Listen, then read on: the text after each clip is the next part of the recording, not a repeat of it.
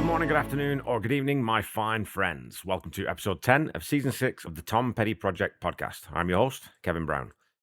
This is the weekly podcast that digs into the entire Tom Petty catalogue, song by song, album by album, and includes conversations with musicians, fans, and people connected with Tom along the way. Before we get started, I wanted to thank you so much for the wonderful support for my Jake Thistle episode, as well as how much engagement you had with Katie Moulton's interview. Both Jake and Katie are extraordinarily creative people in their own fields, and it was a lot of fun branching out and taking a tiny break from digging into the Heartbreakers catalogue.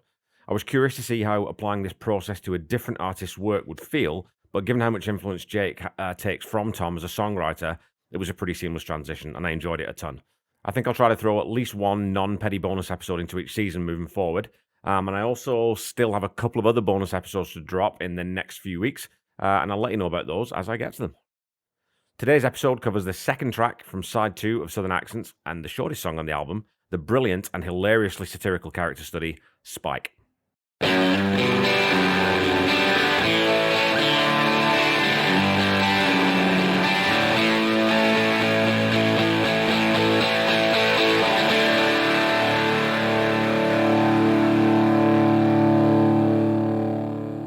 Spike is probably Tom's most famous character song. Told from the first-person perspective, it illustrates the collision between contemporary Southern values and modern anti-establishment thinking.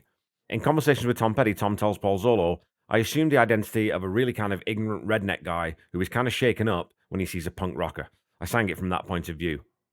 Now, unlike Rebels, it's hard to imagine that anyone could mistake the fact that this is Tom playing a character rather than voicing his own opinion.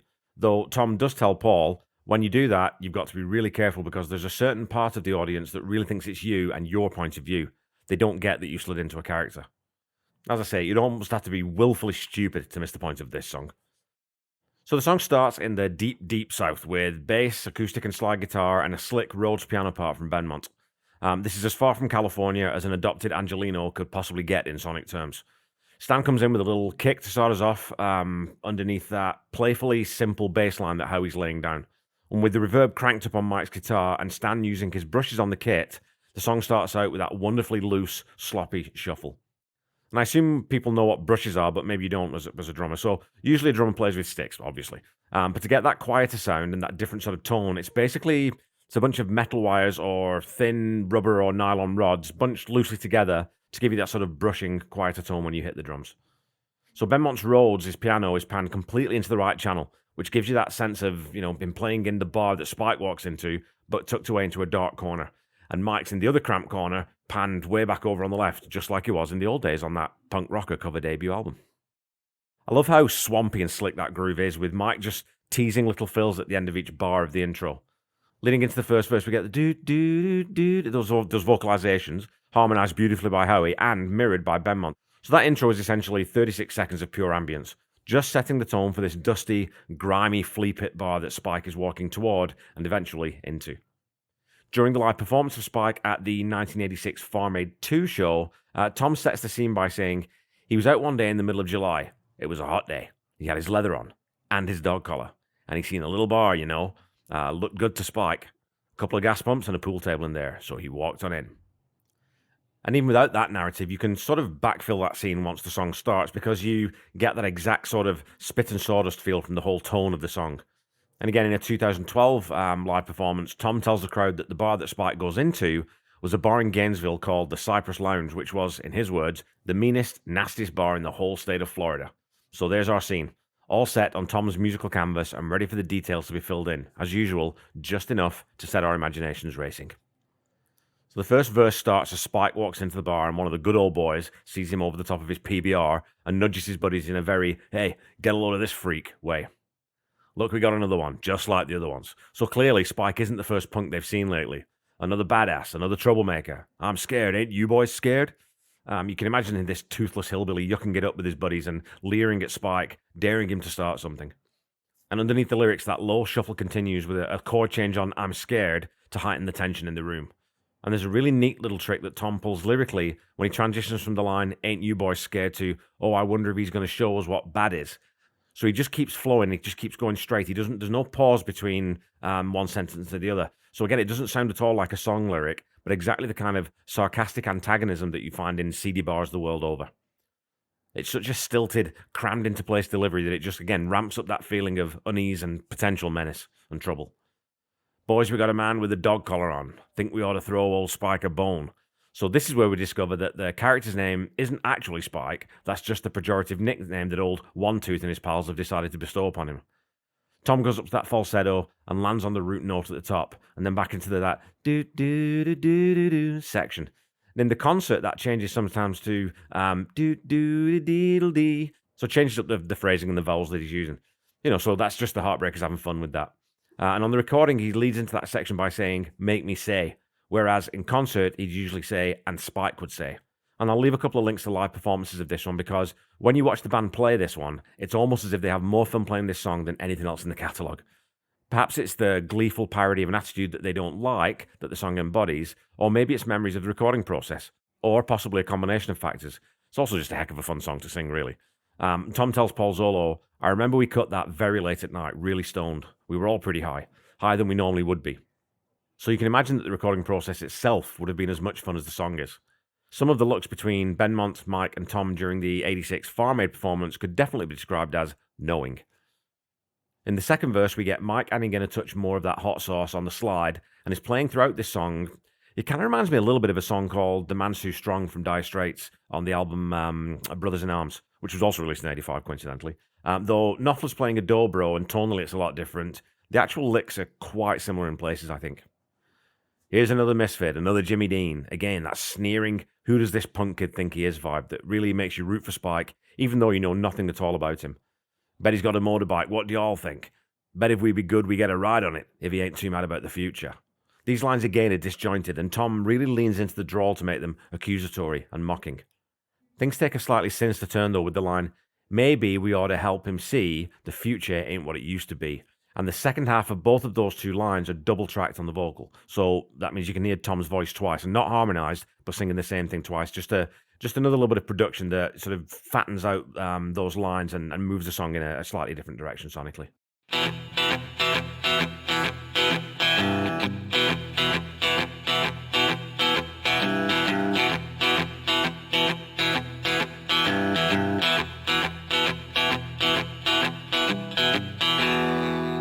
Okay, folks, it's time, right? We're in the middle of the episode again. It's time for some petty trivia. So your last question that I already posted the answer to on Twitter was this. Southern Accents peaked at number 7 in the US, but which album spent the most weeks at number 1 on the US Billboard chart in 1985? Was it A, Reckless by Bryan Adams, B, Born in the USA by Bruce Springsteen, 3, Brothers in Arms by Dire Straits, or D, No Jacket Required by Phil Collins? So I managed to hoodwink most of you again with this one on the Twitter poll. Most of you, 75% in fact, went for Born in the USA, but in ascending order, Bryan Adams stayed at number 1 with Reckless for 2 weeks. Born in the USA was number 1 for only 3 weeks in 1985, but a further 4 weeks in 1984. Phil Collins hit top spot for 7 weeks in 3 spells, but Brothers in Arms topped the chart for 9 straight weeks between August 31st and October 26th. The year began, though, with Prince ending a remarkable run of 24 straight weeks at number 1 with his magnum opus, Purple Rain. So your question for this week is this. The Heartbreakers performed a Kill Alive version of Spike for Farm Aid 2 in 1986, as I previously mentioned. The event was held at Manor Downs, Texas, but the Heartbreakers set, along with those of the Grateful Dead and Bob Dylan, were broadcast via satellite from which city? Was it A, Gainesville, Florida, B, Buffalo, New York, C, San Diego, California, or D, Kansas City, Missouri? So don't forget to head over to Twitter to vote for your answer.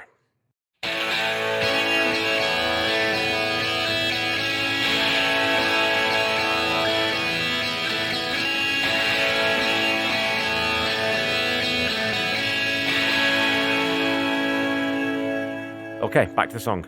After 2 verses, we get the unforgettable chorus. "Hey, Spike, what do you like?" And this line is sneered over the top of a hanging note with all the instrumentation dropped out. Again, it's a loaded question to this guy. Don't say the wrong thing, buddy. Don't pick the wrong side. There's that territorial feeling creeping in that these guys are having fun mocking this Spike, but won't hesitate to escalate their distaste if he challenges their status in any way. The dropping the playing leaves that question hanging in the air for a second before the shuffle beat comes back in, before dropping out again for a second time. The first pass of "Hey Spike" is a 4-bar phrase. in this first chorus, with the second dropping out after 3 bars and into that bridge, which is a really spacey, airy D to C, C to D alternating chord progression repeated twice. And you can really hear the acoustic guitar in this passage, with Tom adding some grace notes into the lick. There's then an E minor chord, the only time that chord pops up in the song, with Mike playing maybe his shortest ever solo, but my goodness, is it a tasty little slide lick.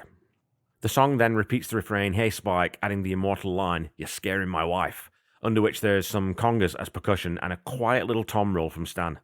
More sarcasm from the beer-bellied rednecks as they implore, "Hey Spike, tell us about life," before the lead antagonist taunts Spike by saying, "I might need me a dog collar too, boy. It might make me safe." So, it's kind of snide, really, right? There's no way to treat people. Mike again ramps up the licks in the outro before the snare drum drops out, leaving the bass and Benmont's part leading things out into the fade. And the last thing we hear in the song is a dog panting and licking its lips. If I had to guess, I'd say that the "Hey Spike, you're scaring my wife" line was improvised, while they're high in the studio and left in because it made everyone laugh. And similarly, the dog effect at the end might have been someone, either half or fully baked, laughing their butt off and suggesting that to end the song. And you know what? I'm 100% there for it.